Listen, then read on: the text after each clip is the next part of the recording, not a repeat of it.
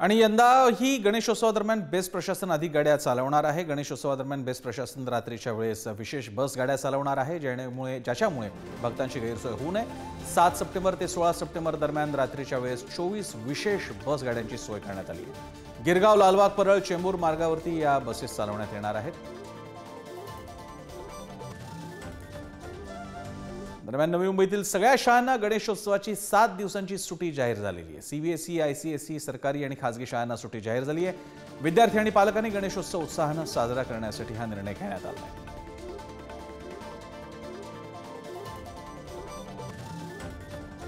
नवी मुंबईतल्या शाळांना सर्वांना 7 दिवस सुट्टी जाहीर झालेली आहे, त्यामुळे बच्चे कंपनी खुश आहे आणि पालक आणि विद्यार्थ्यांना सुट्टी मिळाल्यामुळे पुढचे काही दिवस नवी मुंबईतल्या घराघरांमध्ये अधिकच आनंदाचे क्षण असतील, कारण मुलांना सुट्टी आहे।